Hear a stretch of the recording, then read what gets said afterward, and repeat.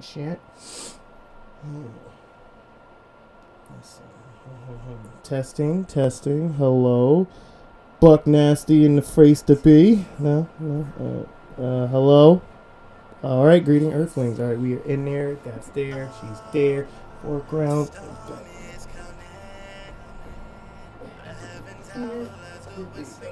Perfect time.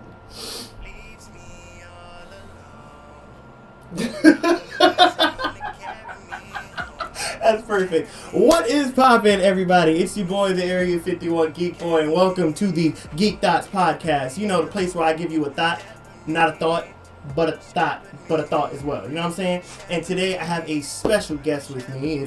It's the one that makes this even possible for me to exist, to even do said podcast, to even breathe this I'm breathing right now. Without further ado, the hostess is moms with the mostest is my best friend Leo and fighting crime. Kim Chiu. Hello. Oh my God. Yes, you know, and do your little plug-in, your Instagram, whatever you do that right now. My name is Kim Chiu. You can find me on IG at Kim_Chiu_. All right. Yeah, I'm also have it down in the comment section below, so you guys can go check that out. She does a whole plethora of things. She is also a gourmet chef. She personalizes meals, can help you with your nutrition and things of that nature. If you need a meal plan, hit her up. She also has detox teas, coffees, vitamins, energies, skin creams.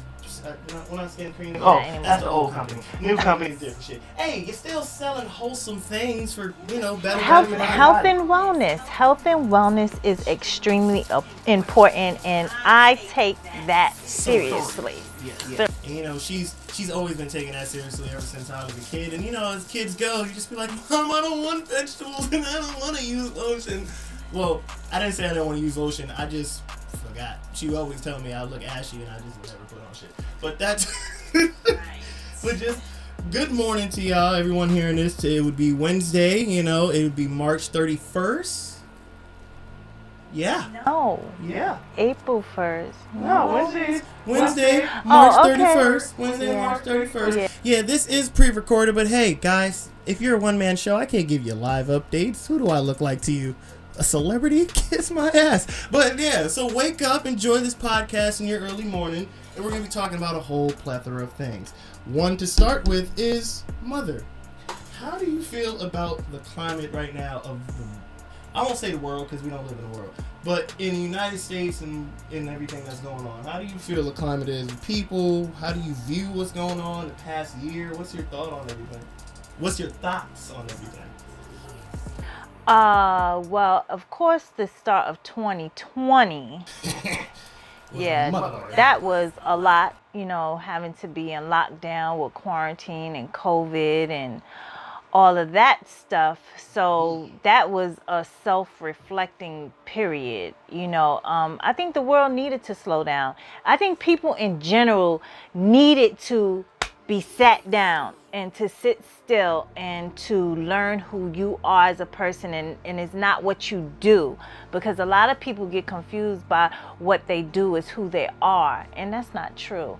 So I believe that 2020 helped us to be still, to become reflective, be a better version of yourself, and hopefully that's what happened. You became a better version of yourself, because I know with me, it was a lot of soul searching, because I always knew what I didn't want. It was time to figure out what I wanted and not focusing on the negative aspects of it. So, but with 2021, when outside began opening again, and walking around and having to wear masks, that's our new normal, and I think people are antsy to get back outside, because it's difficult to be in a house I'm gonna just speak for myself. It wasn't really that hard. Prior to quarantine, I lived a quarantine life. Not that, I was a plastic boy in a bubble or anything. It was just more of, I don't like people. I don't. No, okay, but still. I stay inside. I read my own books. You know me. Like, I used to travel a whole lot. Yes, this is, she's gone to more places than I've ever seen, and she didn't bring me.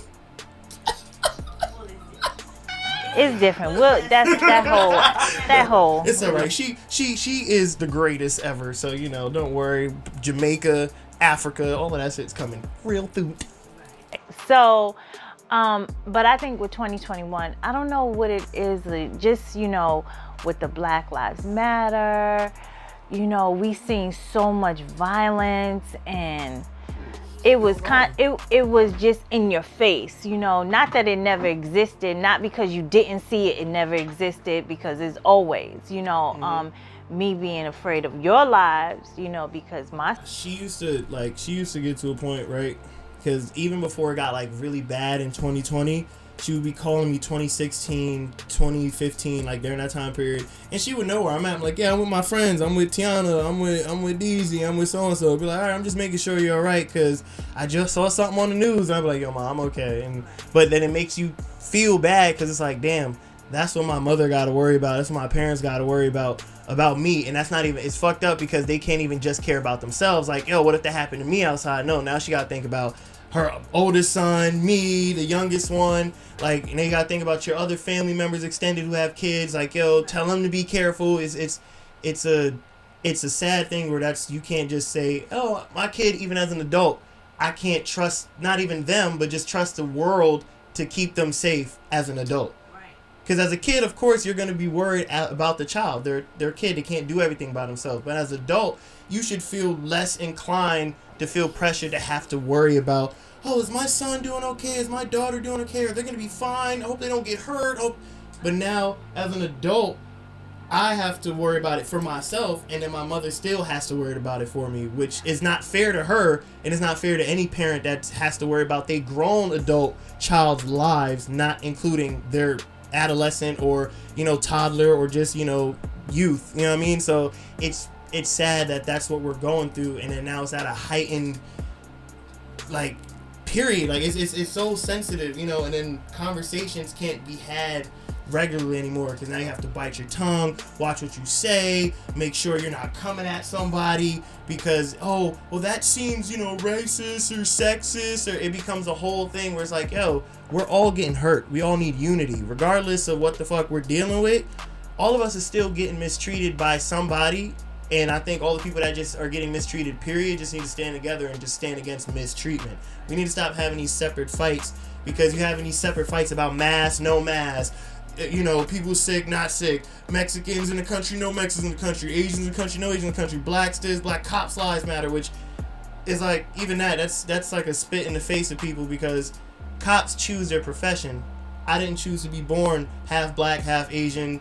Most people didn't choose to be what they were born as anyway. They didn't say, hey, God, before you deliver a brother, I just want a quarter black, quarter Asian, little Hispanic, make me look like Ricky Ricardo a little bit when I come out. But then I get tanner when I get 13, okay? Nobody plans that. It's not like a book we signing off, we checking off shit we want. So our lives matter, but it's sad that we have to state it matters. You know what I'm saying? Off of everything that's going on, even with the mask and shit. I don't fully give into this corona shit as far as I don't think it's as wavy and crazy as they're making it because you still forgetting other things that affect people being sick, flu, people with sinus infection, people who are born with immune deficiencies already, what I'm saying? You're not accounting for those and we're just saying it's all COVID.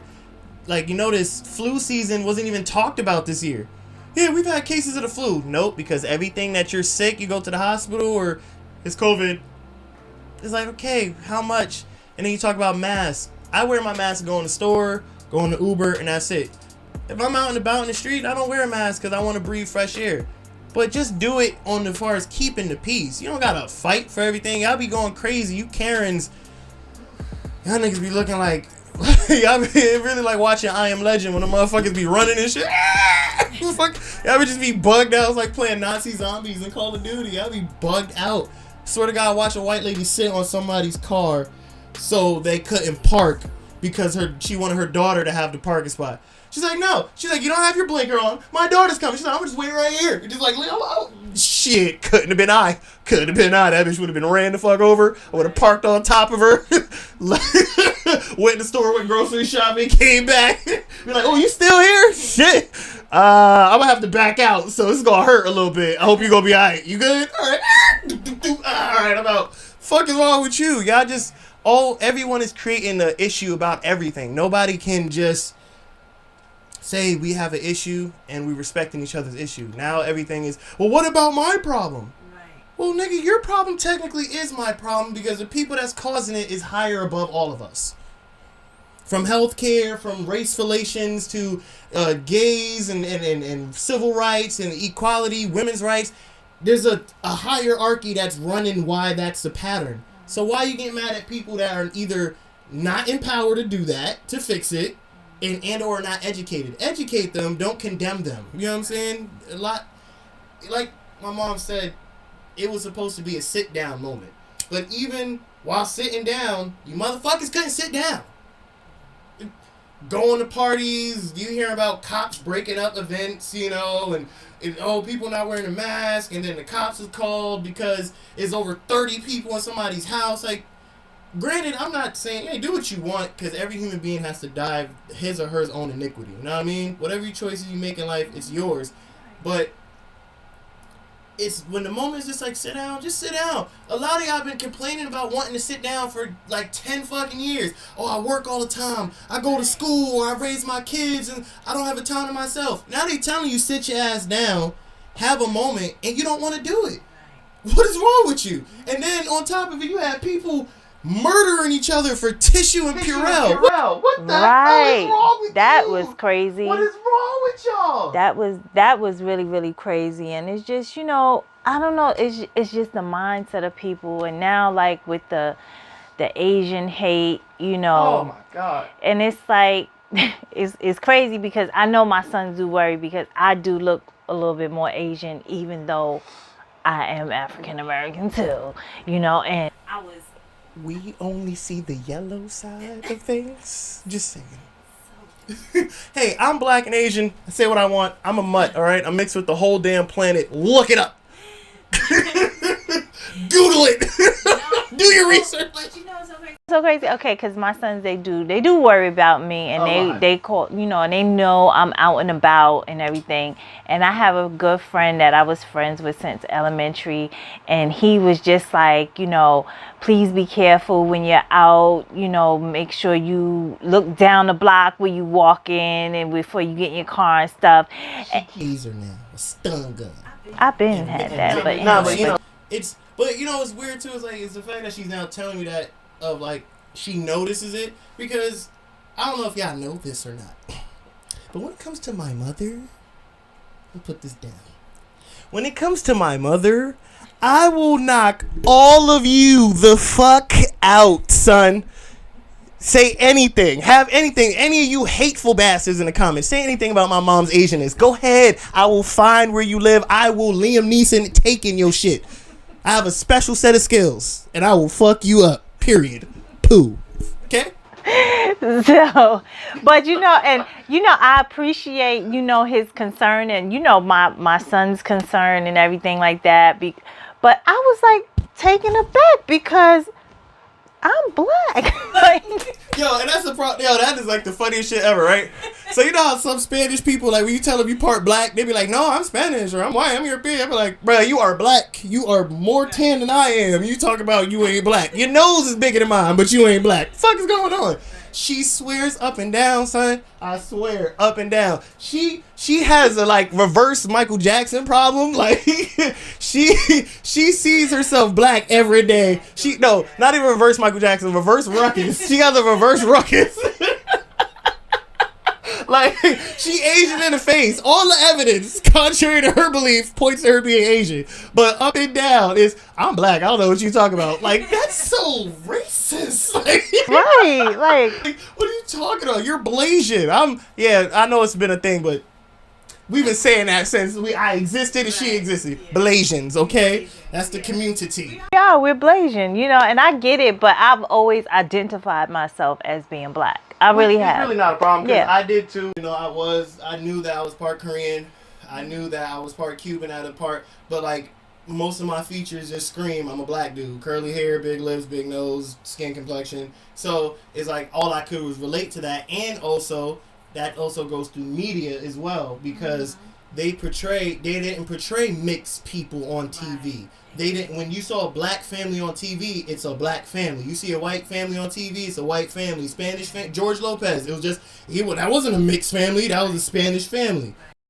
And at one point, they did have an Asian family. I forget, Margaret Cho, I think she had a show. She had a show? Back in the early 90s, I believe. And it was just an Asian family. It was never, not like now they have mixed-ish. Yeah, they have mixed-ish. They have Fresh Off the Boat, the Korean family with Ray Park. I think his name is Raymond Park or some shit like that. You starting to get more of that diversity, but at my age and then before I was born, TV shows was race specific. You know what I'm saying? You had Friends, and then you had shows that were like, Cosby Show, not Growing Up Together. What's that called? No, that's what it's called, right? Or Living Together, Living Single, or whatever. You had those type of shows where it was still black people. Family Matters, so you have your Full Houses, but we wasn't watching Full House. Right. So you're not seeing the dynamic of mixed children. And then, like, even when you watch Sister, they're light skinned. In their real life, they're mixed children. They're not just black, but in that show, even though they're light skinned, they're still portrayed as just black. You know what I'm saying? Both of the actual parents of the show are light skinned black people, but their lineage is just black. You know what I'm saying? But you don't have nothing to connect it to. So as I'm raised, I'm thinking, I'm just black. Yeah, I know I'm Asian, I'm Spanish or whatever, but I am black. But then I understood you are everything. So people pick it out. They look at my hair. Oh, shit. You got some Spanish Asian. Oh, your eyes, you do have Asian look. And you got like this Aztecan type nose. Like everyone just point out different parts that you are. And you can be your whole part. And it's sad that we're at a time and place that people are being judged for just existing. Like existence is now a problem. Like, existence is now a problem. You breathe wrong. Did you just breathe in my area without asking my consent? Right. Canceled. Twitter, get on them. Tweet it out. Send the birds. But let me go back to my thought before I forget with the Asian hate, because I've seen a lot of commentary from, the African American community of that's their fight, and this and this and that. Yes, I know in the community how, Asians are, can be very disrespectful going into their beauty stores, supply stores, their nail salons, things like that. I get it, but it's just a people, just having compassion for people, saying that if this was your mother, your sister, your aunt, your uncle, any family member, to be targeted because of how they look, whether they're yellow, brown, orange, whatever it is, it's just the compassionate part. And that's the part that bothers me and why there is so much tension. To piggyback off of that, right? Last week when it happened, right? The date, mind you, Justice League came out during that same time period. Shout out to Zack Snyder because he did his shit and he did it for his daughter. Suicide awareness, it's a very strong thing. But I got the news while watching it. You know what I'm saying? And people tweeting about it. I'm on Facebook and Instagram, and I'm seeing a lot of woke pages I follow on Instagram talking down, saying wild shit like, "Oh, we dealt with this for 400 years. I guess it's your turn," or hey, how do you treat the black community? That's how you gonna get treated. You forgot that you one of us. That shit like that. And in my head is like, how you gonna say that? Like, especially these pro-black pages. You have people like me and my mother, my brother that exists that didn't choose to be Asian and black and are still hated for either. Think about that. You just hated for being black. No matter what the fuck I am, I'm hated. So feel that. So for you to come out your mouth as, especially you want to be woke and so supportive and freedom fighting, everybody's oppressed. That part. Everybody's oppressed. There's part. a 10% and then there's the other 90. Okay? So The 10% is rich. The 10% is the one that stay in power, that make all this shit the way it is, that you're subjected to. But yet you want to hate the people that are the victims of it. Granted, Asians probably did have more of a leeway because they're able to blend into their European style and culture or whatever. But guess what? They still get exploited. You have American companies making Chinese food. That's not even Chinese food. Fortune Cookie is an American Western design. That's not an ancient thing. That's not real Oriental heritage. You go ask a person in any country, China, Japan, Korea, Vietnam, even go to India, and you ask them about some shit like that, they're gonna look at you like you're stupid. We don't do that. That's not our thing. But it's being exploited. Their culture is being exploited. You have same thing that happens to us. Black culture, Spanish culture, Asian culture. It's all styled for white people to use, but we're still shitted on. So why the fuck are you mad at Asians getting victimized? What kind of shit is that? How can you condemn people that? For that reason, everybody should condemn us for being victims. Right. But we try not to do that, right? Because Black Lives Matter. But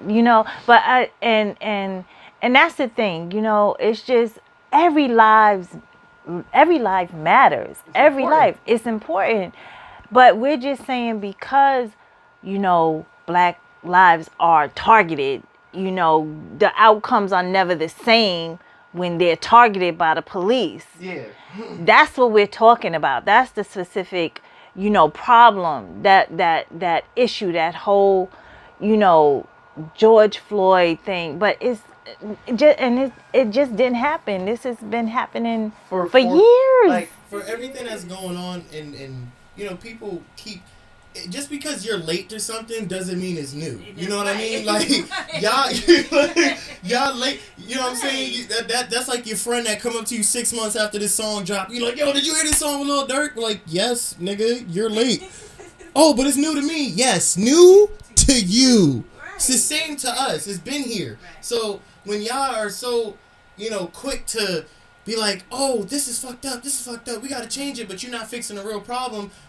Like, to hear Biden say for his election campaign, you don't vote for me, then you ain't black. Nigga, I guess I ain't black at all. Because, nigga, I ain't vote, period, What you talking about? She didn't hear that. I don't. Listen, last time I thought about voting, right, it was for the Hillary shit. And I went. I said, fuck it, because everybody kept calling me that day. It was like, yo, vote. I was like, fuck it. I'm going to vote for Hillary. I don't like neither of them. Guess who won? Hillary. But guess who won? Trump. So it's like that proved to me it was bullshit. And then it's like, okay, Trump win or Biden win. They both don't care. Biden has been in politics way longer than Trump. And Biden's a lot of the reason why we have these problems with law enforcement and the reason why we have innocents locked up in jail for drug charges and these false fucking arrests because of him and also his vice president, Kamala Harris. But you guys keep propping him up and they keep throwing semantics at us like, hey, we're going to make Harriet Tubman a $20 bill. I ain't asked for that shit. And if Harriet Tubman was here too, she'd probably smack the shit out of y'all. She don't want that. Are you serious? We want $20, really? If anything, you better put her on the $100 bill, motherfucker. You got... But they keep doing that. They keep doing small shit to try and appease, but not really fix the problem. And that's what the real issue is, and none of us is really taking up a real fight to it, you know what I'm saying? Or even doing anything to fix it, Still continue with the thought, like, if y'all watch Judas and the Black Messiah, that should have taught y'all two things about what's going on currently right now. One is that just because a person look like you, live like you, and experiences the same shit you do, does not mean they will completely understand or even give a fuck about what you're trying to do, even if it's good. Okay? Because that gentleman that was the informant inside of there that got Fred Hampton killed, he's broke. He's robbing his own black people. At that point, that lets you know he don't give a fuck. So those people will betray you no matter what your shit is. And I'm not saying just black people, Asian, Spanish, white. If they don't believe in your cause, they're not going to help you. So they'll actually, and most times, they can get you killed. Case in point of that movie. And then the second thing you should have learned, well, it's a great movie, but I heard. The second thing you should have learned is that what the people in power fear the most is all the ones who are downtrodden uniting under one banner. Because Fred Hampton historically tried to create a rainbow coalition, which was the Spanish gangs, blacks, whites, yes, whites, like KKK member whites. You know why? Because he tapped into the base problem that all of us are dealing with. We're broke, we're mistreated, we're not given the right opportunities, and we're neglected by our society. Because you talk to a lot of KKK members, they actually don't like the government just as much as black people do. And then some of them are in government, but are working very hard to overthrow it within it. There's a black reporter, he's very famous now, I forget his name, I'll drop the link down below, but he interviewed a head Klans member in like the 80s. And he was telling his story of how he met him. He had to go through a secretary. The secretary had to set up a meeting. They had to meet at an undisclosed place at a hotel. He couldn't have a gun on him, no, just his notepad, whatever, and his secretary with him. And then the Klans member had is something called a Nighthawk, which is like their police and their guards for the head of the Klan. He came and they were sitting there. At one moment, a sound went off, and they both looked at each other scared, because they thought they was going to do something to each other. And they both, at the end of it, both laughed because they realized it was just the AC kicking on and they were paranoid for no fucking reason.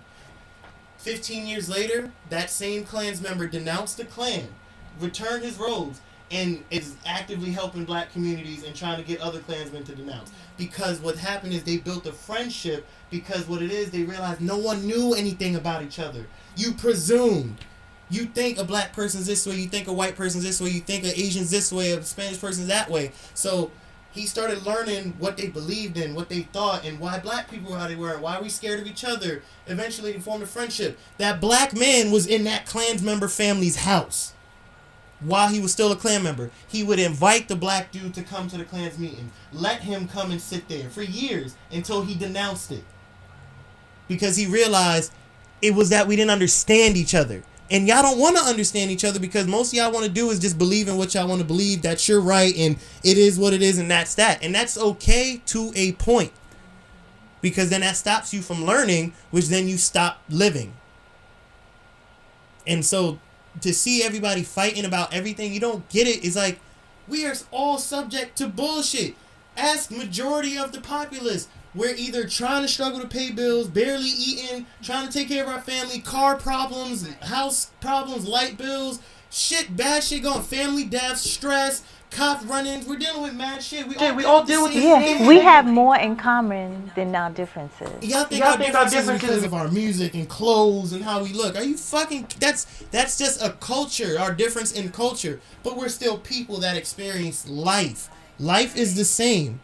When you fuck up, you deal with a consequence. When you do good, you get a reward. And sometimes when you do good, you do get a consequence that builds you up for a greater reward. But it still happens. That's life. We keep acting like other people don't live life. Same thing when I tell people with parenting kids. Because y'all been fucking up a lot lately. And I don't have no kids. Think about that. But y'all keep condemning kids and putting them into a box of an adult's mindset.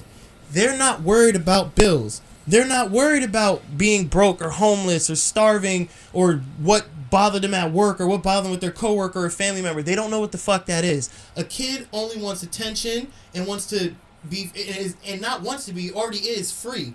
Why do you think they ask you, what's that? Oh, well, why is it that? Well, why is it blue? How is it blue? Shut up. Shut up. Yes, I was that kid. Very intuitive to this day. I will ask you questions to death to figure out something, especially if I'm interested in it. What we do is now we keep like shitting on that. When they're trying to be intuitive and trying to figure out something, we shun them. Oh, go sit down. Shut up. Go in the room. Get away from me. I don't have time to answer that. Because we're too in our adult lives forgetting a kid don't know that. So it's okay that you don't want to spend time at that moment, but it's how you do it. You can say, listen, son or daughter, I've had a very long day. Could you just give your daddy or your mommy like 30 minutes? I gotta take a shower. Give me an hour. I gotta shower. I gotta clean. I gotta cook you food, and then we'll sit down and talk. That's how you do it. I had 2 examples of how you do it and how not to do it in my house. My mother knew how to do it, and my father didn't. I have both my parents in the house, but two separate styles of parenting. But my mother knew how to talk to me. Son, I know you excited to see me. I know I just got off work. Can I shower? I still got to grade some papers. I got to make sure I get my plans for tomorrow, cook you food, and do laundry. Just give me a moment. We're going to talk. And we would, too. It wouldn't be like she said that and then fell asleep on the couch, and I'm over here just like, no, she would be up, and then whatever I had a question on, Mom, I did this homework, but I'm not sure if it's right. Sit down, talk. My dad would be like, I don't know, ask your mother. Well, damn, nigga. My mom wouldn't know. She'd be like, well, let's go to YouTube. There's a website for this and that. Like, it's two ways of doing shit, and a lot of y'all don't do that, and that's what happens with how y'all treat the world. We all get involved with our own shit, and we forget other people are dealing with shit. Now, I hate this saying, but it is what it is. That's one saying. But the saying really is, that's life. I hate hearing that. Because, you know, it makes it seem like you don't give a fuck. Because, yeah, it happens. Just because it happens doesn't mean it's not important. For you saying that's life is equivalent to when we say Black Lives Matter and you say all lives matter. It's the same thing. It's like, okay, well, everybody go through shit. Okay, don't mean it don't hurt. Don't mean it don't bother me. So what? Other people go through that shit. Okay, woohoo. They dealt with it better than I did. Fucking congratulations. But I need help how to deal with this, and I need respect when I'm dealing with this type of shit. But most of y'all don't see that and think all y'all lives are so separate.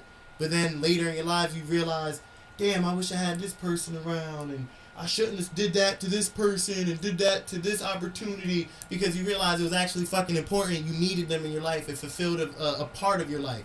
And now you're working so hard to get it back and may never get it and pass on to the other life regretful and sad. I don't have time for that. I don't know about anybody else, but I don't got time to die sad. All right? Right. You have to die empty.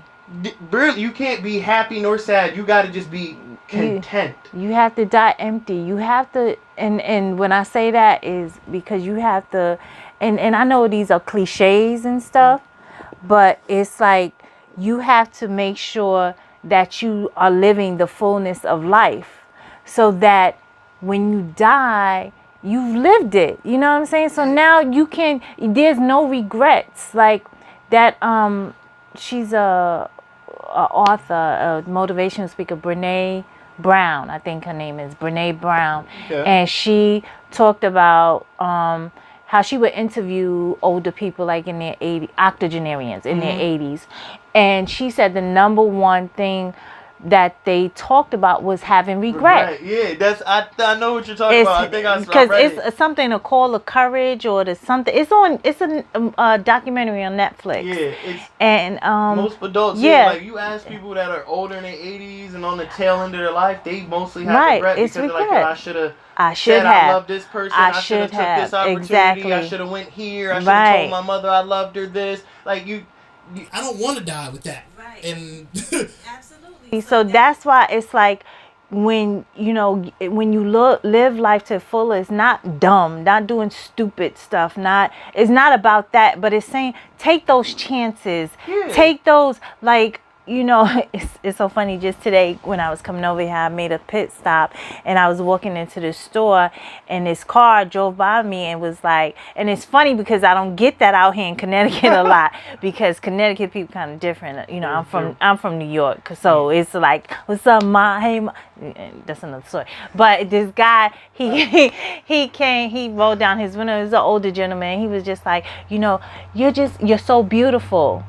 And I'm like, thank you, with a mask and all. I mean, I had masks, shades on, so I don't know how he saw me, but whatever. But you know what I like about the fact that she said thank you, which topic we're going to talk about in a minute, is you females that just don't know how to take a compliment. Because, like, one time I told a girl, like, I think you look nice, but it wasn't really about her face. I liked her outfit. But she was like, how? I got my mask on. Listen, motherfucker, I didn't ask you if you had your mask on or not, and I didn't say your beauty was predicated around whether you had a mask on, period, all right? I said, I like how you look, like I like your fit, and then you just proceed, but how I got a mask on. Does your face count as the fit? Does it go together? I guess y'all do so much with makeup and colors and shit, I guess it all is the outfit, because when y'all remove y'all makeup, you're like a totally different person under there, so... like Jim Carrey and smoking, and then when you get up, just Stanley Ipkiss face asses. But and I know like it's difficult for men to approach women, you know, things like that. And just even having a conversation with you like a week ago or something like that. And I'm thankful to have these conversations with my adult sons. Like it's so dope. Even earlier I had with his older brother, I had a dope conversation. Like I just love it because they're good human beings. Like I really like them. Like they have good personalities. Like, okay, I did a little good job there, you know, a little bit, just.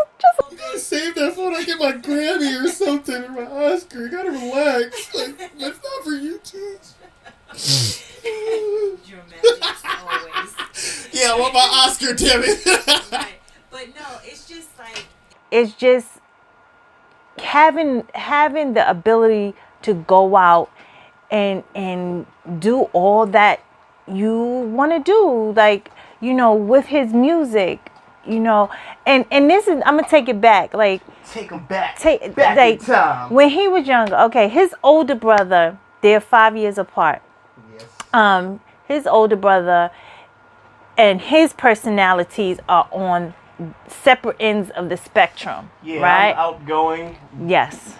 introverted at the same time. Talkative, Talkative, verbal, very expressive. He wears his heart on his sleeve, you know, very honest. His brother is very quiet, reserved. To get feelings out of him is like pulling teeth. Like, No, pulling teeth would be a whole lot easier. I pulled mine out before. No, to get emotions out of him is like trying to find the Raiders of the Lost Ark.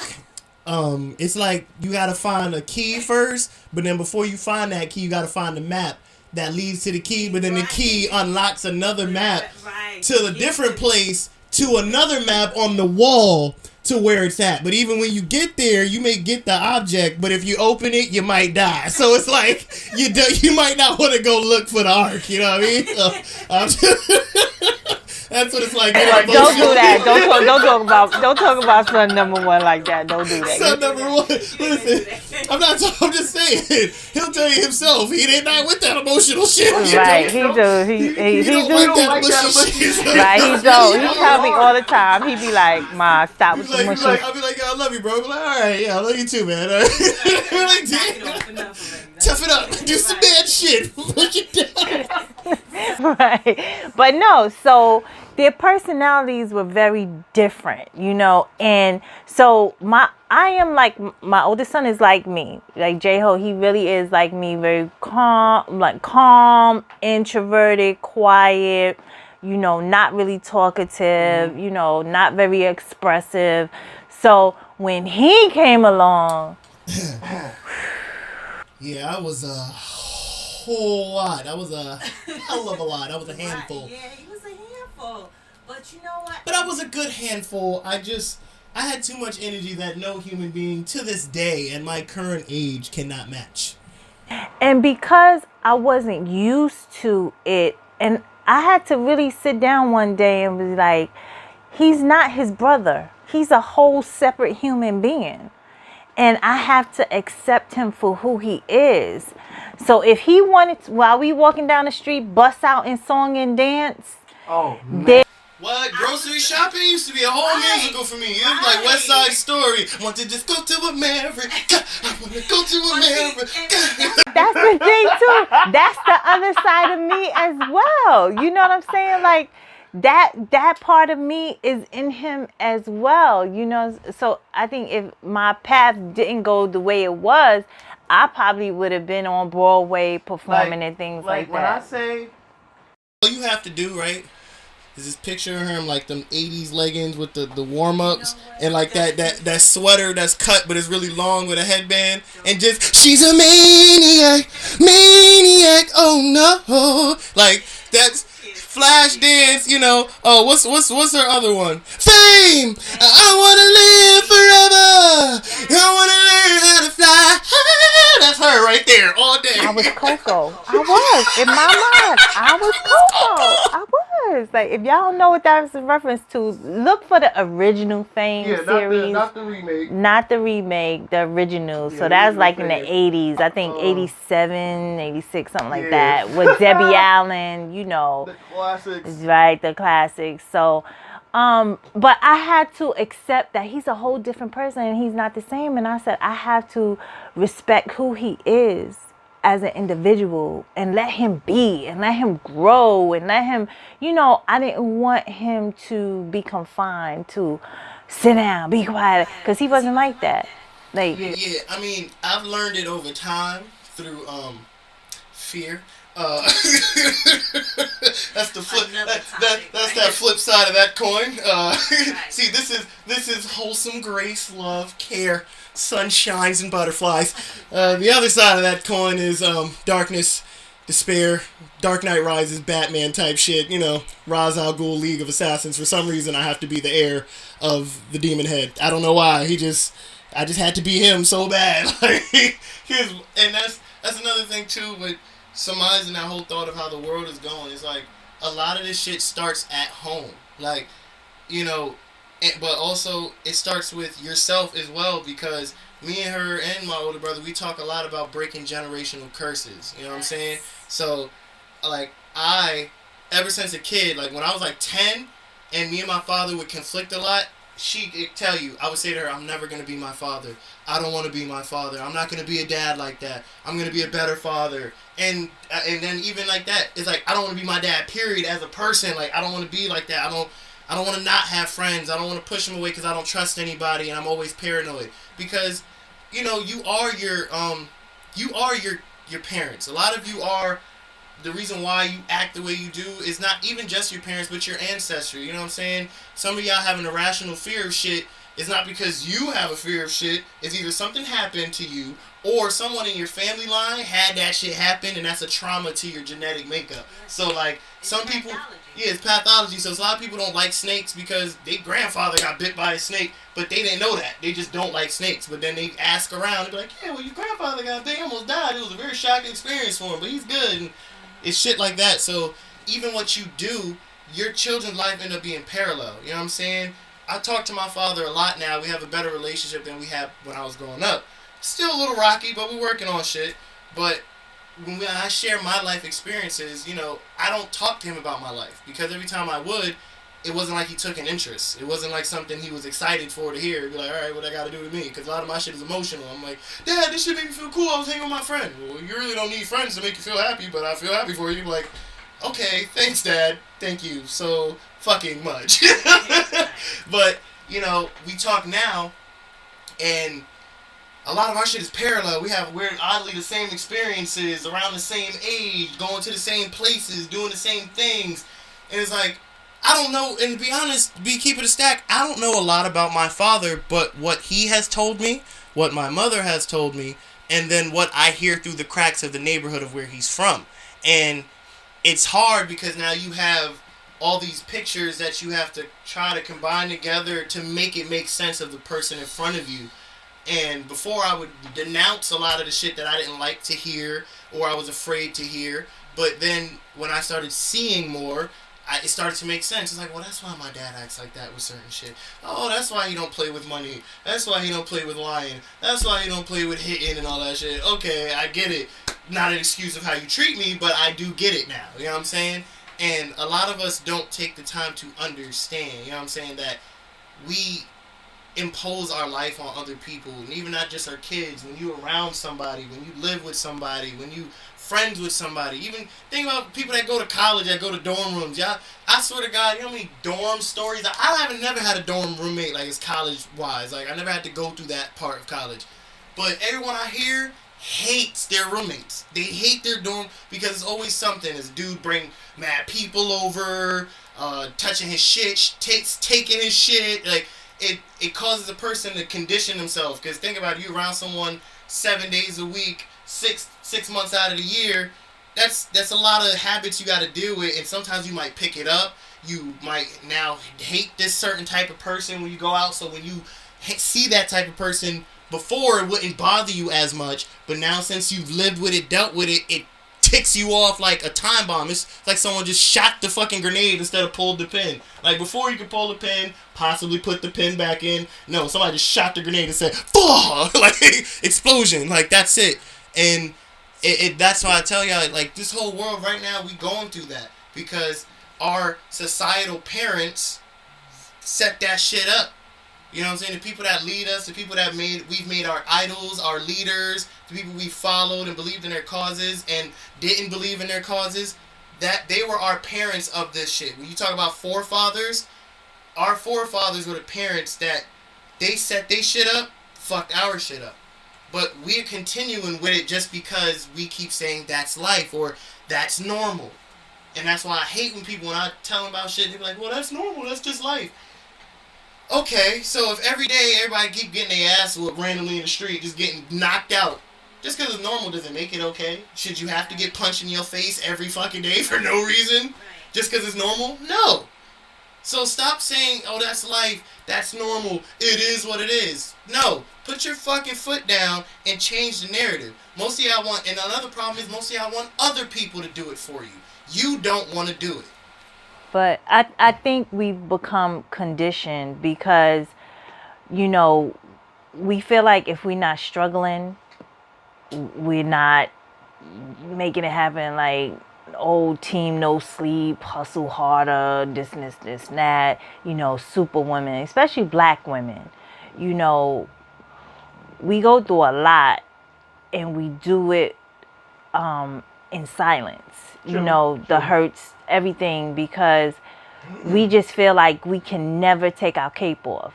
We always have to be in the struggle. We can't, if we break down and cry, it has to be just real quick and then move right on and be like, okay, fix our face and just get back to business. You said women?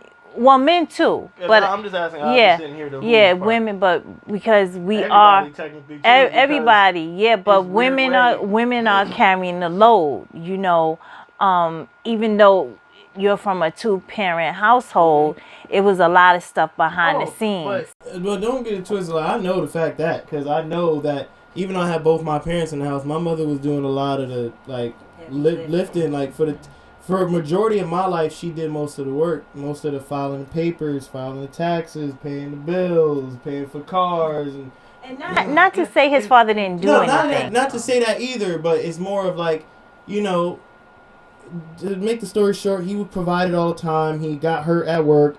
He was doing unemployment for a while, compensation for getting hurt, but then never went back to the job.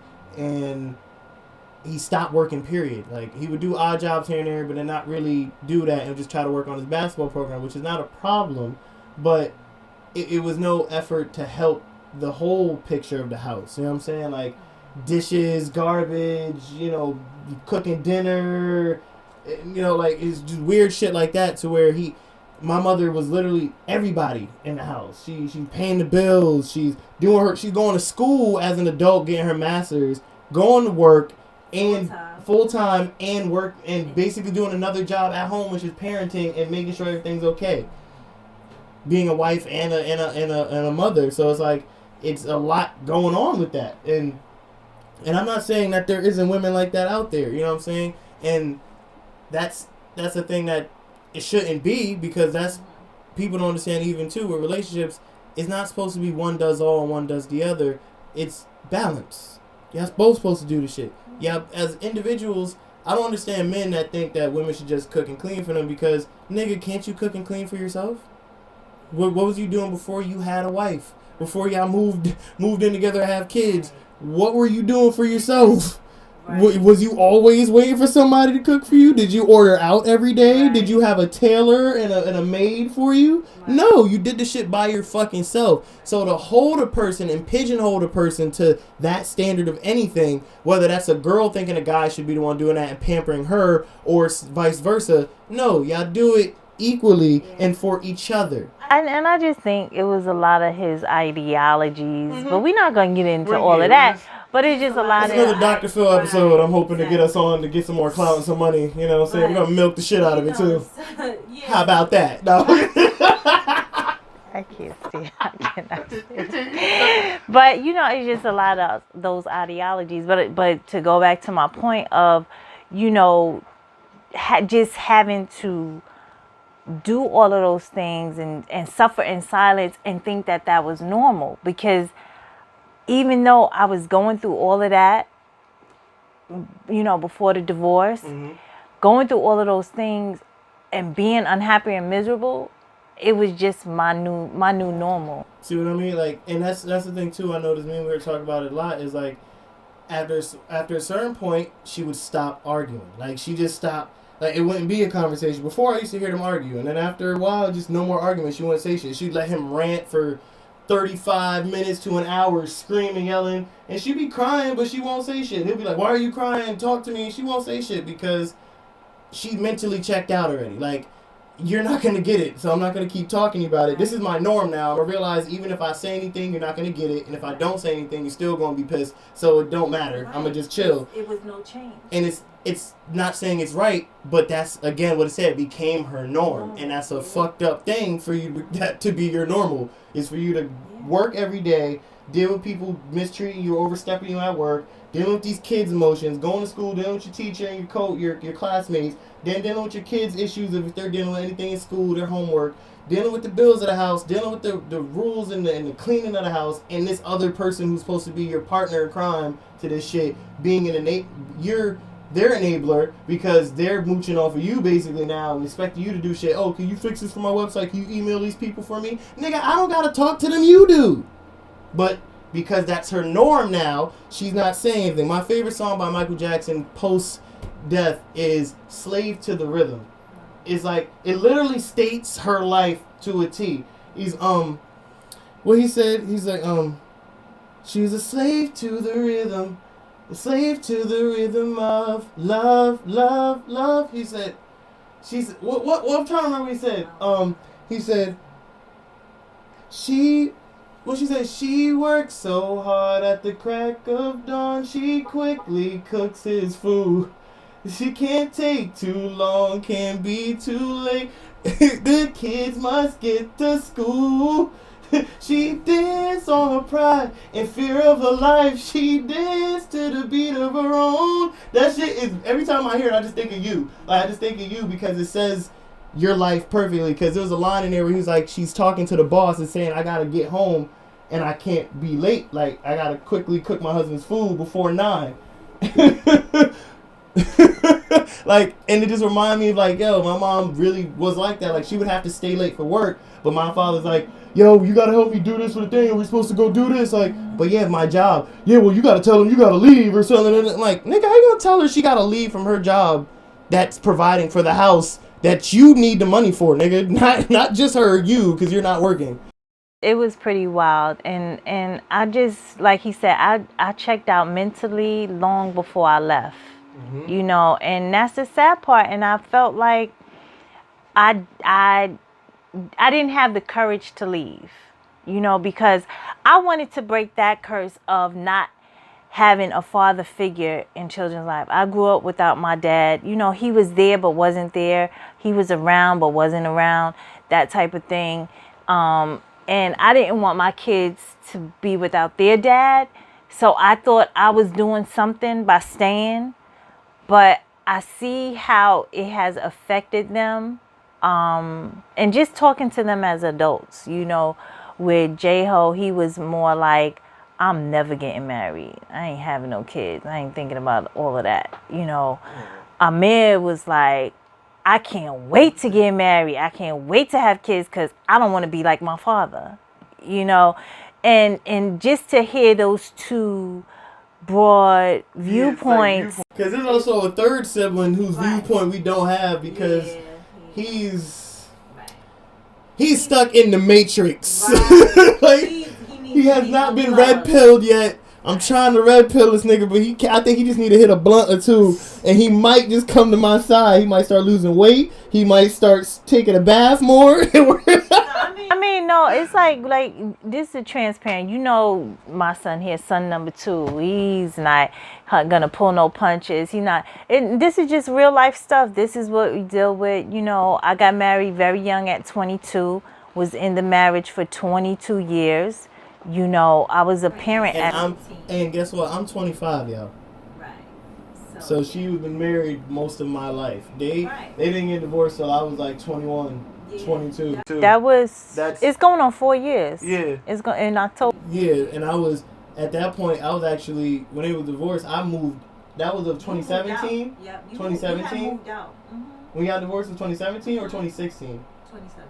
2017. Yeah, by that time I already moved out and I already turned 21, and I was still living in my own place. And in the summertime, she left in July of 2017, but they officially divorced in October. But so when I got kicked out of my apartment and moved back with my dad, she was no longer there.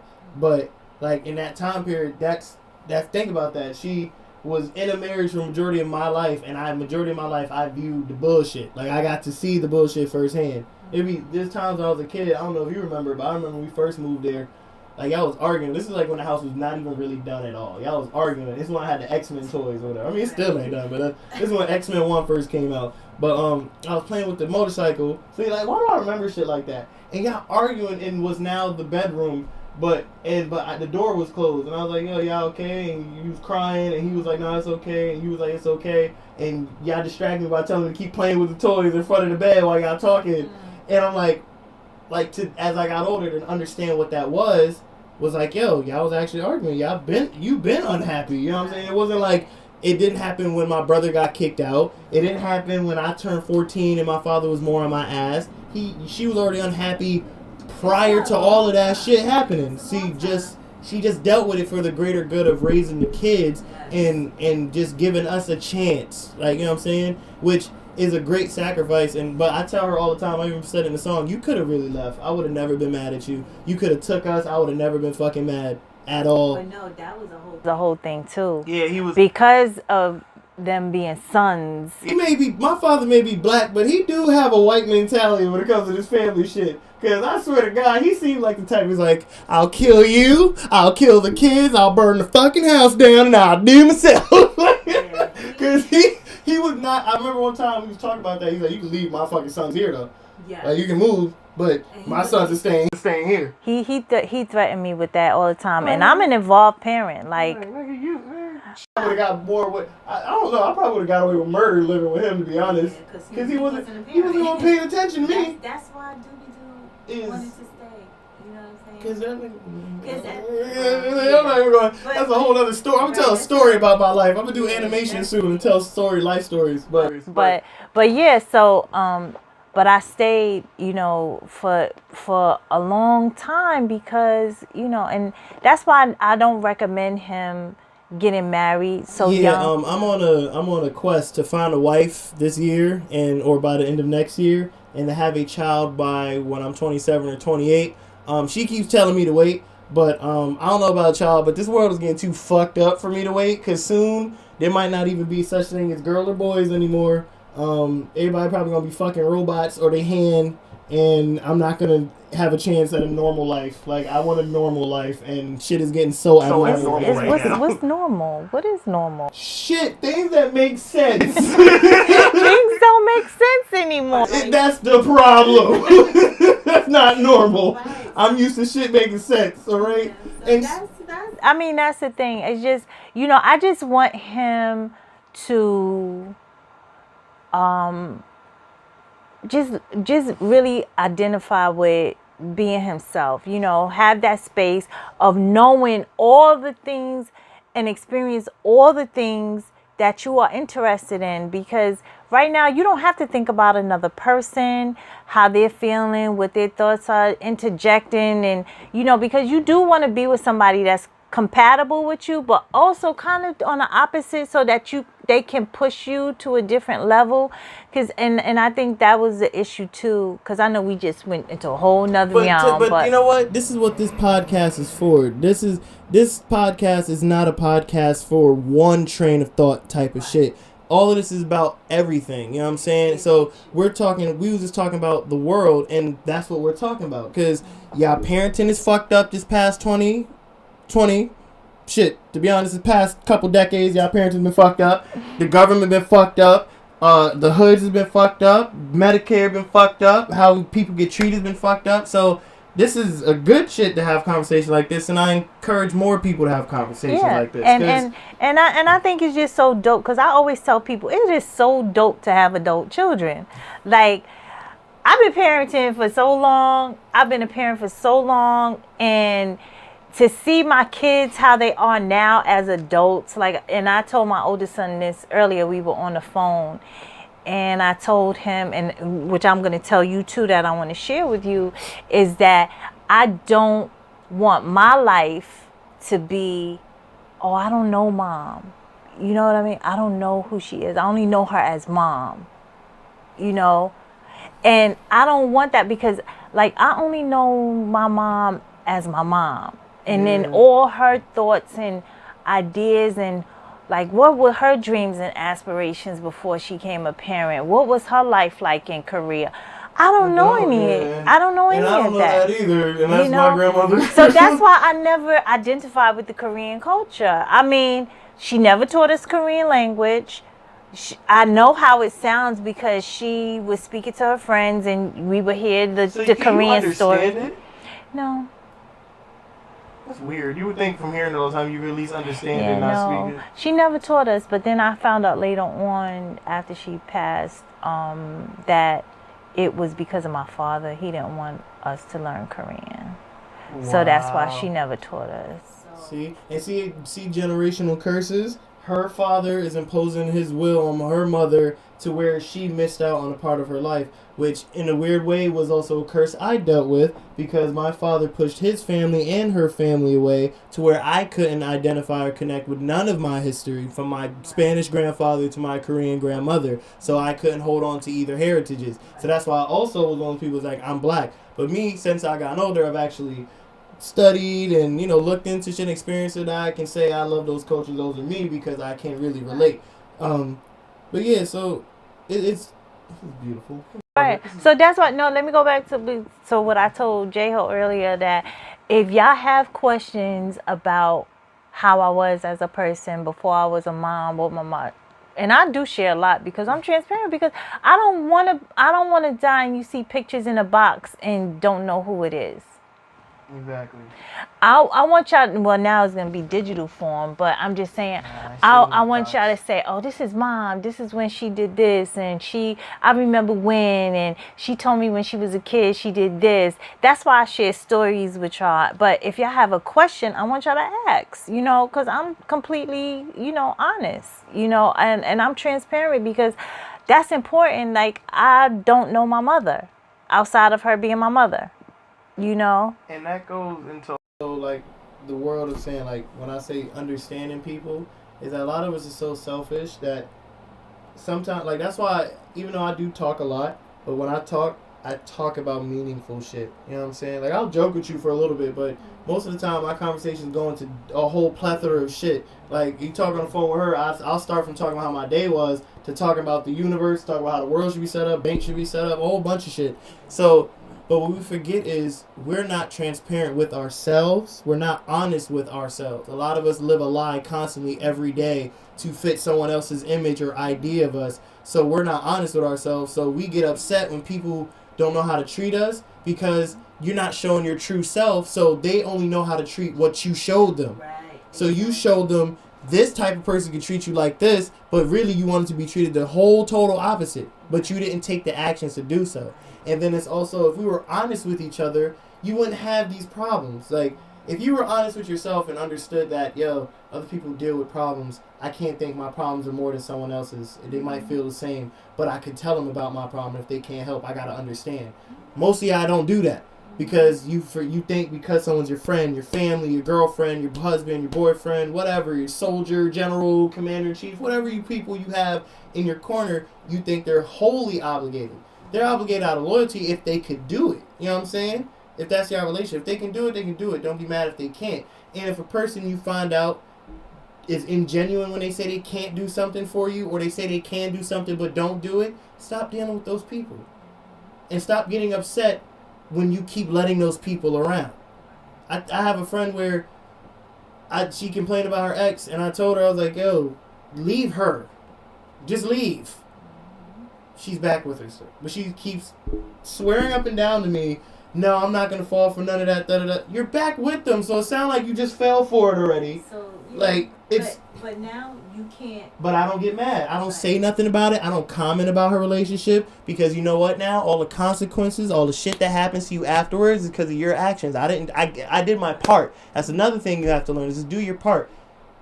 What... Spider-Man, great power comes great responsibility. When you have the power to help someone, do it. Try it twice. I give people a 3-fer. You know what I'm saying? 3 strikes, you're out. You know what I'm saying?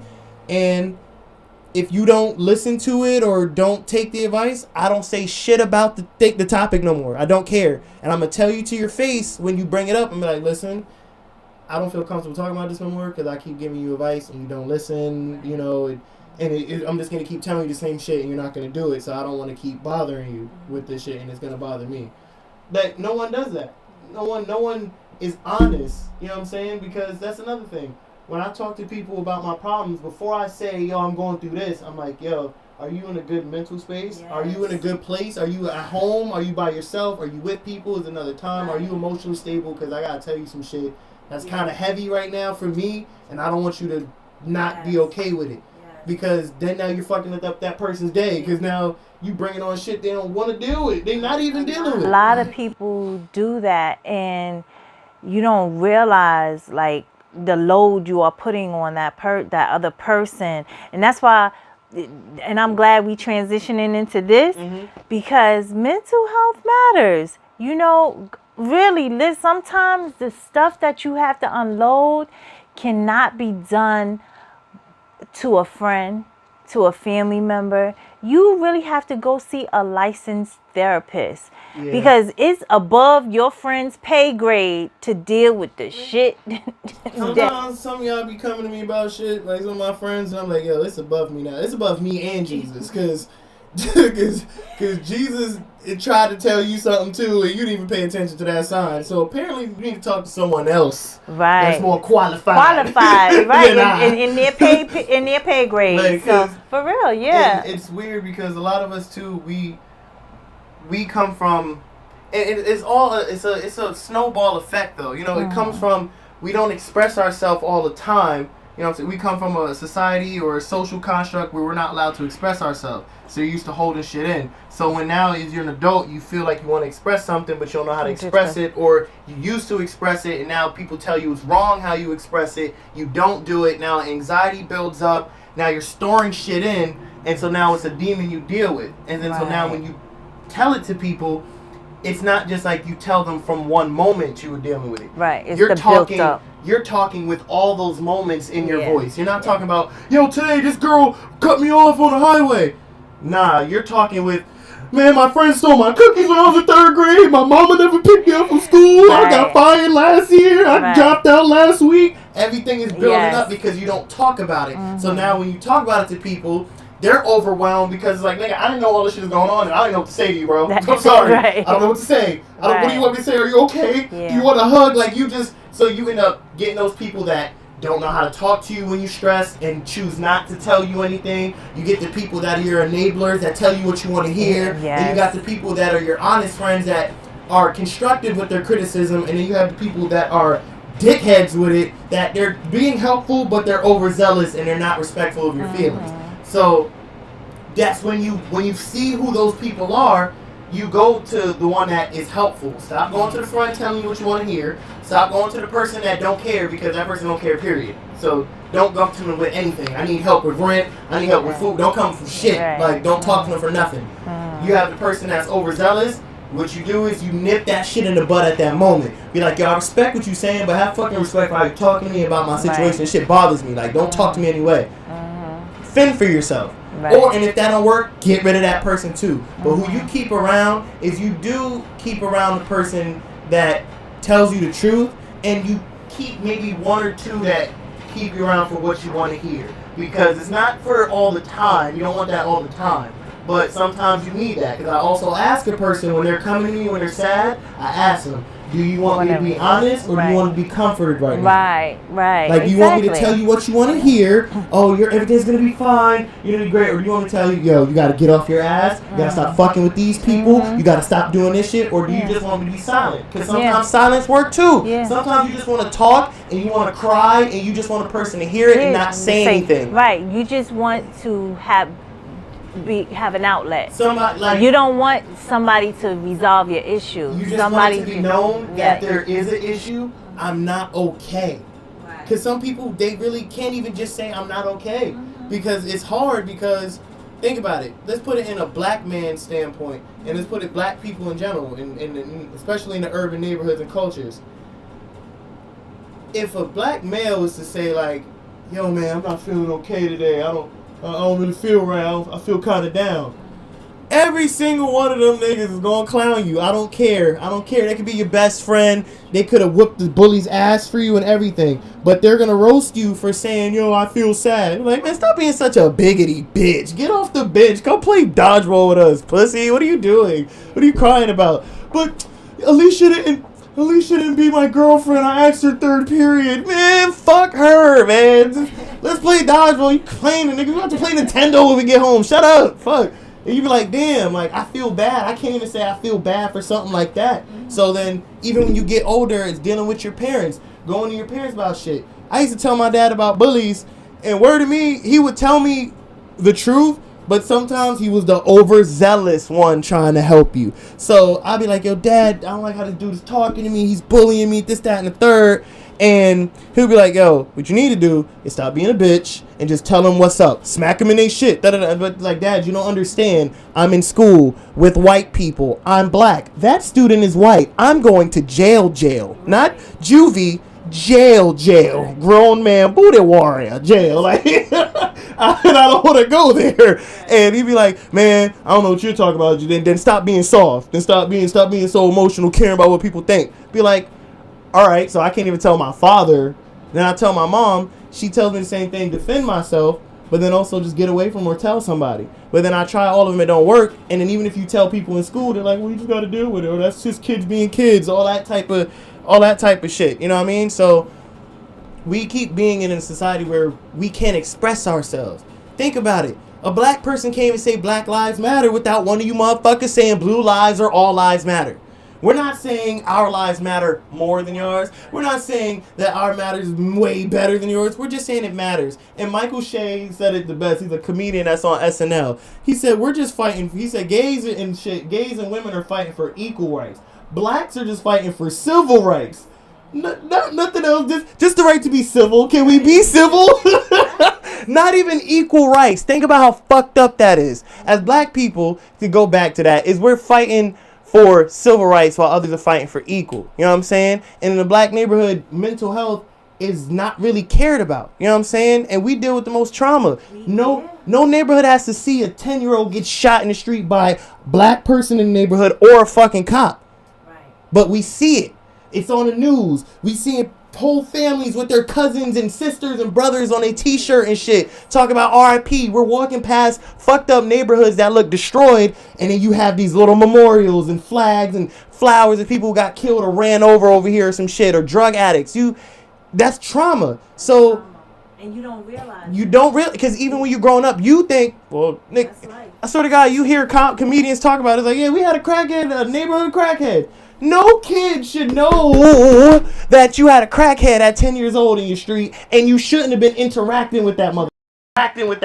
No, let me take it one step further, because I do these things called coffee and combos. You know, you've been a guest. I've been a guest, right. So look at that. Right, but I haven't done it in a couple of weeks, but that's okay. I'm gonna get back to it. But I talked about, having these traumas that you don't realize because of growing in. I grew up in the projects of Brooklyn, Farragut projects, and when I was 8, I want to say I was 8 years old. That was the first time I saw a dead body. Because a woman, she was suffering from mental health or mental illness, and she jumped off the roof in the summertime. So it was hot outside. I remember it as vivid. I didn't see her jump. I just saw her body. And it was in front of the building. She didn't do it like behind the building, where the parking lot is, where people don't really pass by. She didn't go to an abandoned building. Right. Nobody will see her. No, it was right in front of the building. And it was the summertime. And I remember, and I talked about that because it was funny. I had a conversation with a friend that I grew up with, Troy's mom, Michelle. Yeah, okay, yep. Cool. And we were having a conversation in past summer, and it was just like, she was like, Kim, you ever saw a dead body? And I'm like, yeah. She was like, what? You did? When? And I told her, and she was like, oh my God. And that's when we started sparking this conversation of how we saw so much growing up. We saw the drug addicts. You saw prostitution. We saw the prostitutes. We saw oh my gosh, so much domestic violence. People drinking, bombs, Yes, shootouts, like gangs fights. fighting, especially in the 80s when I grew up and crack came around, the Underage sex at shootouts, parties and it clubs was like police raids and it shit, was a blackouts and lot. shit going on during that time period. It was a lot, that I saw, and then the gangs coming up, and the Decepticons, and that was the whole thing. Getting robbed on the train, yes, that happened to me too. You got robbed? Yeah. So it's to like this day, it is. never got robbed. Ever? It was a lot. It was a lot. I got a gun in my face, but I never got robbed. Of what you've been through, the trauma that you don't realize. You just feel like, oh, that's what it is, but unpacking and stuff, because yes, I do go to therapy, and my therapist, she wants to break up with me. Why? No, she just feels like, because I know I'm in a much better space, but she feels like I'm in such like the past, because we schedule out in months in advance. So she's just like, oh, I know we scheduled up for March, but maybe we can go like every other week, every other 2 weeks. And I'm like, I was like, I was breaking up with right, like no, I'm not in that same space that I was 2 years ago when I started, and I'm thankful, and I needed it because I was at that tipping point. So much has happened in these past 4 years. And the death of my mom is coming up on her 4-year anniversary. Going through a divorce. My brother-in-law passing away from cancer. And then losing my best friend ever since we were like 4 years old. She passed away of lupus, and that's when my circle around me was really concerned. And my good friend, my little sis, I call my little sis, Shanita, she was just like, Kim, I think you need to see somebody. And then, when I broke my whole left side, broken arm.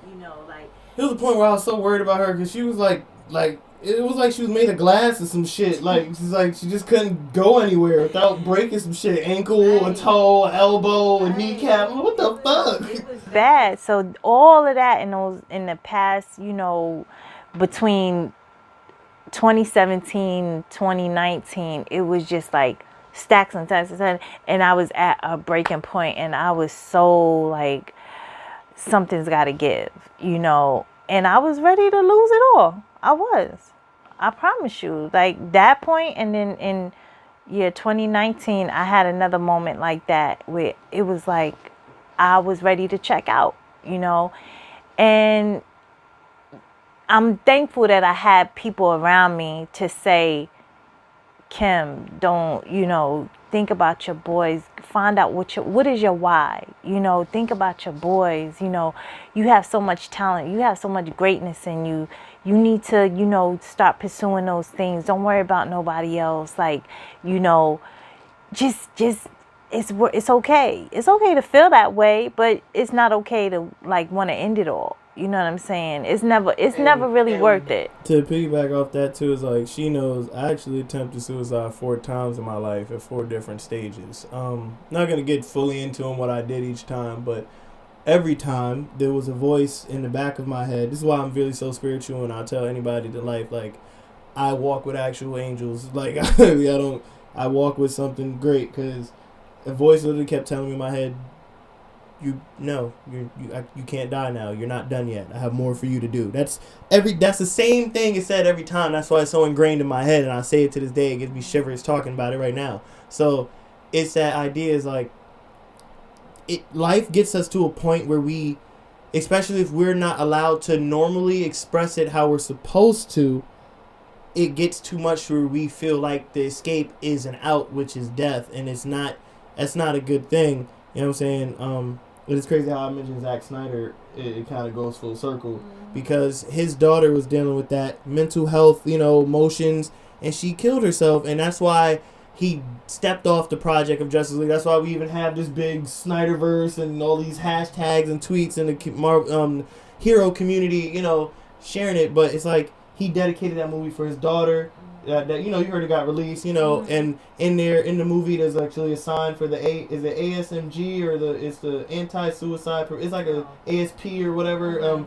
They had a billboard in the movie, so it's like all of that is real, you know what I'm saying? Think about that. Her father is Zack Snyder, someone that makes movies that's very talked about all the time, made shit that we love, 300, Watchmen, you know, Sucker Punch, movie that everybody loved. He make money. You would think his family would be happy, his daughter would be happy, but she was going through something and probably felt because of she's a rich kid's, a rich person's kid and a successful person's kid, she has no right to complain. So whatever she felt like she probably couldn't say and couldn't express it in her mind. Not saying no one said she couldn't, but she just probably felt because of her circumstance she could not, and nobody kept an active eye on that. And that's why we're saying we need to be empathetic and understand people, because there's people that smile every day in your face. Those are the most people that want to kill themselves. And that's me here, because my mother didn't know about that shit, and every day I'm laughing. This person you see laughing, cracking jokes, I'm this every day, but she didn't know her own son in her house that talked to her even about his problems wanted to kill himself and tried. Exactly, and that broke my heart. Like, it broke my heart. Like, I was just like, yo, like, if he would have did that back then, because it was like it started at 12, like, because it started at 11 because I was in middle school. So it was like 7th grade, 8th grade, and freshman year of high school. And that's when, and I told her, and then that's when we had a conversation with my father. And that, to this day, that's actually the most traumatic conversation I've ever had with anybody in my life. It actually fucks me up to even bring it up now. But, nah, it's okay. I'm not, it's going to come out in a book and a movie anyway. So, but leave him something to want to, to hear about. Shit, that right there, though, will let them understand how the rest of the book and movie gonna go. But, the long story short is, like, when I told my father, like, my mother took it seriously to where immediately after that, she got a hold of my father and was like, when you get home, we gotta talk. Like, and we got home and we talked, and I told him I did, and in less than nice words, he laughed in my face. You know what I'm saying? And he was like, if that's what you feel like you gotta do it. I was like, what the fuck? Like, that's the most weirdest shit. Like, it was more said, but that's, like, yeah, for the book and the movie. But, and then he tried to explain himself, and I understood as an older what he was trying to get across. But again, he did not do it the right way. He was supposed to say to me, like, don't do that. You know what I'm saying? Like, know your worth as far as, you know what I'm saying, you're greater than that. Don't let nobody bring you down. But instead of him saying that, he laughed in my face, said, if you want to let people do that to you, I'm like, yo, it's how you treat me. He didn't even take responsibility of how he treated me, of why I wanted to feel that way. And he said, just how if your mother treats you that way, your dad, a friend, he said, you never want to kill yourself. And then, shows the hypocrite, right? The pot calling the kettle black. As I get older, and as more of my adolescence, he confesses to me that he tried to kill himself around those same age brackets because of how his mother treated him. Think about that. Think about how crazy that is. He could not tell his mother. He didn't never tell anybody. And I'm probably the only person he fucking told about that situation. And that goes that curse again of not being able to express yourself. He could never express himself. So when I expressed myself, it was bullshit to him, because he's used to, nigga, nobody give a fuck about you expressing yourself. Right. Mm-hmm. And he tried to impose how his life was on me. So then now it's like he sees it, and it's that's the world right now. That's our problem, is we think because it's a norm for no one not to speak up when they're unhappy, or to be sarcastic and or passive aggressive, do we find that's a norm? It really isn't. It's not okay. You're supposed to just be straight up. I don't like this shit. Off rip, the first time it bothers you. Don't let it wait. Don't let it build, because then that's when you get a scenario and a scene is caused. You talk about a fucking controller, but you're really mad that the person's been misplacing the shit for 6 months, but you haven't said shit for 6 fucking months. Like, you just been finding the controller and using the TV. And then you get mad at the person in the argument that be like, well, nigga, you been finding it and using the TV for this long. Keep fucking doing it. It'd be like, you talking to your father like that? And this shit get crazy. So just say what's on your mind first time. Don't hold that shit in. Regardless, if your boss talks to you crazy the first time you have a wild exchange, tell him, listen, I get you're my boss, I get all that. But please do not talk to me like that. I'm a person, I'm a human being. We have respect for each other. Because I can go to the top if there really is a problem for you. Yeah. Because, it's like you said, communication. Because I just know, for me as well, not expressing myself. Silence says a lot as well. And because you don't say anything, it's an underlying thing that's you're in agreement with what they're saying. So that's the drawback of it. And me looking back now, I'd be like, yeah, he probably thought because I wasn't raising hell, I wasn't yelling and screaming, arguing back, that it was okay and he was right. But sometimes too, I ain't gonna lie, silence is scary as fuck. Eddie Murphy said this shit, but before when he said it, I never really thought nothing of it because I never had relationships. But as I've dealt with people, he's like back in the days you used to smack your wife or whatever. He said I tried to do that shit one time with my wife. I got cool with her, like I don't want to do that to you, baby. Don't make me do that shit again. And she's like, you're right. I did bring that on myself. Why don't you just go to sleep? Like she was mad calm and shit. He said, I got scared of shit. I got the fuck out of my own apartment. Like, so it's like, sometimes silence scare the fuck out of a person. Because when people yell at me now, I don't say shit. I just I keep a straight face because my actions will let you know. Like, and I don't let something get to a point. Because sometimes talking, you have to realize after a point talking don't work either. You know what I'm saying? So it's either you have two options: get away from that person or whoop that person's ass, and you still gonna have to leave, but it's just gonna be a fucked up situation of how you left it. You know what I'm saying? And a lot of us don't have this honesty and transparency and understanding thing with us. We're mostly just selfish based because it's like, it's our way or the highway. It's like, you gotta understand how I feel first. Like, fuck how you're feeling. What about me? It's like, okay, that's cool, but other people feel. It ain't just you. And that's why we have to go back to the main point of when we started at the beginning. All this hate in the fucking world and all this separation, if you just understood and was transparent and honest with each other, everything would be cohesive. Since we all lie to each other, the government lie to us every fucking day, there's no such thing as trust. You know what I'm saying? It's not going to be a such thing as full trust because our government lies to us, news lies to us, teachers lie to us, our friends, our family, our mothers, brothers, sisters, girlfriends, boyfriends, everybody fucking lies to us. So if we all tell the truth and just be honest about how we feel and learn how to express it in the correct way and actually understand each other, not just hear it and be like, all right, well, that's nice. No, understand that, feel that, connect with that shit. You're not saying everybody is right and not saying everybody is wrong. But if you don't take the time to fucking listen, how would you know? It's true. So is you don't listen to reply, listen to understand, And then this is my last takeaway is if you can't change the people around you, change the people around you. Oh, that's a fucking bar. She need to be a rapper. That's almost as cold as the saying real eyes, real eyes, real eyes. Like, because oh my God, if you can't change the people around you, then change the people around you. I'm going to say it again for the students in the back that don't listen and that got their head down and is on that damn phone. If you having a hard time changing the people that surround you, then maybe you should change the people around you. Hallelujah. God damn, that was good. And I think we need to end it on that note because that's a mic drop kind of thing. Because because no, for real, like it's just love. Love your first. Learn how to love yourself first, and that way you can extend love to your brother. And I know this not my brother, but as a mankind, yes, this is my son, and of course I'm going to show him love. But you can extend it to everybody else around you. You know what I'm saying? And stop being people that just because you had a fucked up day, stop sharing that with other people. Stop making other people miserable.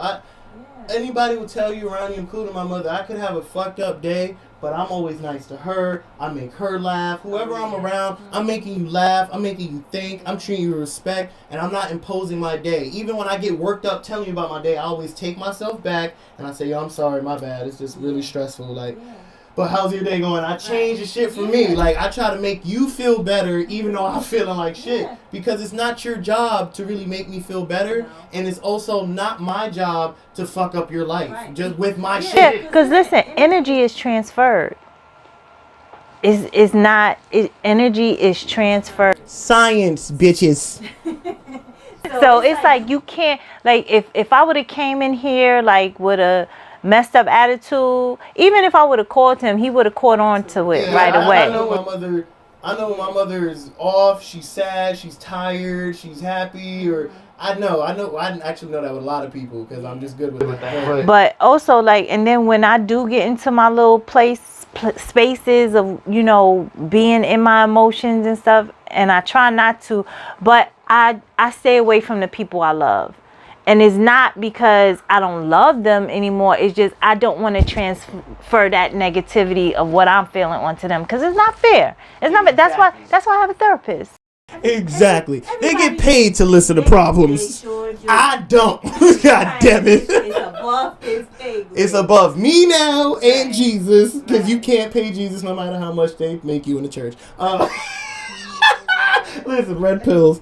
And for the last segment, where this is just like regular geek news, is quick shit. So, Falcon and Winter Soldier, the episode drops. The past 2 episodes have been amazing. It's actually the #1 streamed show right now, doing wonderful, breaking plenty of records. And I don't know if you watch, I know you're not really a big superhero person, but I love how this show, and the past 2 Marvel shows, has been dealing exactly what we've been talking about. Is mental health and trauma. Because Scarlet Witch was dealing with the trauma of her husband dying and watching him die 3 times and to never be able to bury him. And she created her own reality where her life was perfect based off trauma. You know what I'm saying?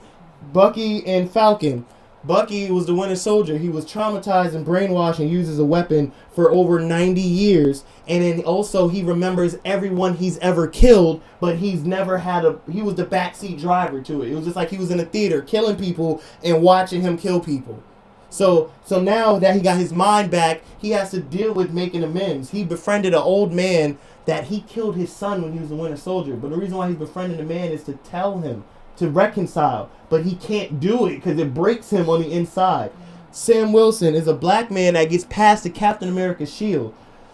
Look at what's going on in America right now with black people. You think if Captain America was really fucking real and Falcon was real and Captain America, a white man, gave a black man the shield and said, "You're Captain America, you a black man are the face of America," you think the world, nigga, Twitter would be a motherfucker right now. Instagram, Facebooks, all of it would be bullshit. The tabloids would be mad. They'd be like, "Is America ready for a black symbol?" Like, that'd be bad bullshit. And in the show, it's dealing with the fact that he is regretting not taking up the mantle and they give it to someone else, a white guy. And they also lied to this black man, telling him, "No, we're going to put the shield in the museum. Nobody's going to be Captain America." Nope, they make someone else Captain America. So it's like it's dealing with all the prejudice. In one episode, in the second one actually, these two are arguing outside in the street and the cops come up. And the cops automatically walk up to Bucky and ask, "Are you okay, sir?"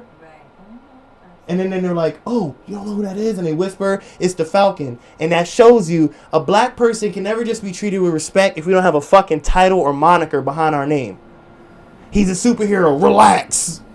Nigga, I'm a black person. I'm a person first, nigga. So wasn't you just gonna treat me with respect? So this show is doing wonders.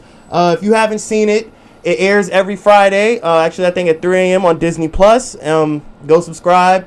No, this is not a paid promotion, but Disney, if you want to pay me to promote your shit, bro, I'm right here. And if you want me to be in there as a cameo, I can deliver mail. It could be for 3 minutes. I can be like, "Good day," and just walk out. And I don't gotta be a character or nothing. You know what I'm saying? I don't really gotta even have a name. I can just be Guy. You can even put it Amir Kadeem as character Guy. Swear to God, I'll be in that movie. Let's see, Sesame Street, talking just being woke shit. They introduced 2 new black characters to help with racial differences. So they have, it's to help with Coming Together's initiative, is a ABC's initiative for racial literacy so we can understand each other. The 2 characters is Wesley Walker, which is the child, and his father is Elijah, being added. And, Elmo asked some questions about his skin. The video is it fucks me up because I ain't never seen a black character on Sesame Street my entire life, but I ain't even gonna cap. Bert and Ernie been black, yo. Just because you paint them yellow, them niggas is black. Bert and Ernie is black. Look at the hair, look at the nose, okay? Fuck you talking about. You look, even if you look. Don't they look like a black Bert and Ernie? I don't know if the camera clear enough, but these niggas look like a black Bert and Ernie. Look. Ernie's nose and Bert nose and Ernie's little head, all right, with the sun. Tell you they were black. I know what they doing, all right? But it's cool to see that they're trying to create this. It's just weird to see it done in a children's show this young, because children do not know what race is. You ever put an infant white child and an infant black child, a Spanish child together, they just have fun with each other. They're not like, ooh, you're black, what's this? It's when y'all start teaching them that separation and division shit, that's when they start becoming prejudiced. So by you putting this in the show in a weird way, is you're trying to make them see color already off the jump, when really you should just be you should have kept this how it was, because it had human characters in here that they had black humans that were teaching the Sesame Street episodes. So you didn't really need to put black puppets to represent that. People are black, period. You know what I'm saying? But I guess this is, I say keep a watchful eye on this, because again, I say people do good things for bad reasons, and there's people that do bad things for good reasons. So just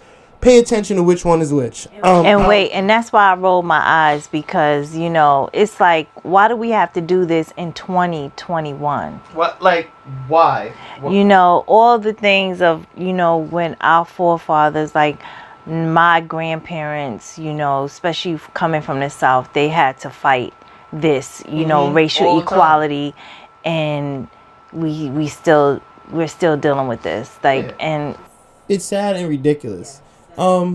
Two last things. Amazon, all right.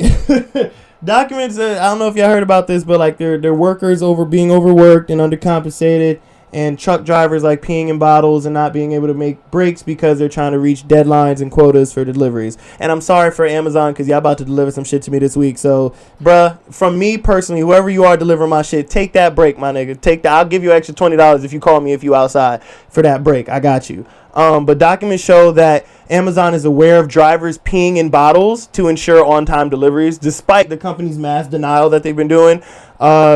Amazon News actually goes on to tweet, you don't really believe the peeing in bottles things, do you? If that were true, nobody would work for us. The truth is that we have over 1 million incredible employees around the world who are proud of what they do and have great wages and health care from day one. So now they have come out with a statement. Hello, this evening an associate discovered human feces in an Amazon bag that was returned to the station by a driver. This is the third occasion in the last 2 months when bags have been returned to stations with poop inside. We understand that DAs may have emergencies while on the road, and especially during COVID. DAs have struggled to find bathrooms while delivering. Regardless, DAs must not return bags in station with poop inside. We've noticed an uptick recently in all kinds of unsanitary garbage being left inside bags, used masks, gloves, bottles of urine. By scanning the QR code on a bag, we can easily identify the DA with possession of the bag last. These behaviors are unacceptable and result in tier 1 infractions going forward. Goes on to say they're just saying you can't poop even though you forcing us not to fucking poop. And it has a whole list of violations and defects of what people are doing because of that.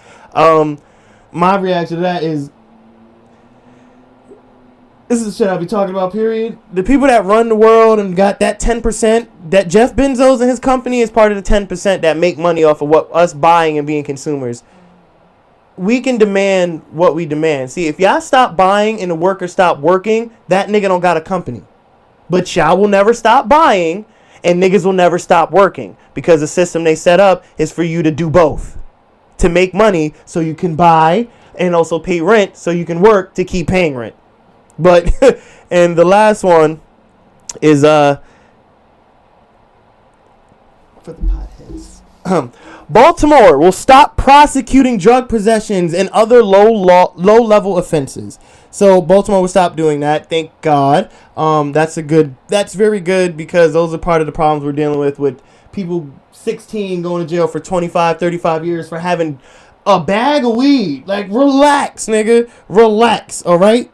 Okay, relax with all that shit. And to continue with the piggyback off that, New York, my hometown, our hometown, all right, becomes the first city to end qualified immunity for police officers, right? There you go. Do you know what that's for? Well, because in a lot of the shit talking about, you know, cops killing black people, in New York, cops have immunity to where they don't have any fault dealt to them for anything they do. So they just released that. So the NYC Council just voted to end qualified immunity for police officers, making NYC the first city in the country to do so. Qualified immunity was established in 1967 in Mississippi to prevent freedom riders from holding public officials liable even when they broke the law. And who would really be a freedom rider? Think about who would be a freedom rider. Usually black people, right? Rooted in our nation's history of systemic racism, qualified immunity denied freedom riders justice and has been used to deny justice to victims of police abuse for decades. It should have never been allowed, but I'm proud that we took action today and ended here in New York City as of this year. So, those are little news things in the geek world for you if you want to look up. Again, I'm just so happy to have my mother. This is awesome. This is actually the first real YouTube video we've ever done together, and podcast and content. And I'm happy she could stay. And she sounded great. She did awesome. Thank you. Great vibe, and I hope we can do this more. I love you, buddy. This is son number 2. You guys don't understand. It's supposed because your parents don't love you. But no, I'm playing. But if you guys enjoyed this podcast, if you enjoyed what we talked about, if you have anything you want to talk about, if you have any ideas or responses to this, comment down below. Hit us up if you actually want to have a regular conversation. We're down with that type of shit. If you have a question for me or want Q&As and type of stuff, and you have thoughts, talk to me. You can even call into the channel at this time that I air. I'll try to pick those days to do it on live. I'm trying to figure it out for you to call me, and we can pick up live calls. So thank you so much for tuning into the Geekthots podcast. Again, it's been my mother at Kim Chu on Instagram. You can find her also at Kim Chu. It's actually at Kim _Chu _. Yes. And then her food one is Kim at Kim Chu _ cooks. And, I'm going to leave all of that. She's going to have her little banner with an animated face over here. She's going to be all professional looking on this podcast. So, I hope you guys enjoyed. And we're going to be doing this again Wednesdays at 10 a.m. in the morning. So, if you guys enjoyed this, if this woke you up, if this was better than your first cup of coffee and your first blunt of the day, let me know in the comments below. It's all peace, guys. And I am out. Ah!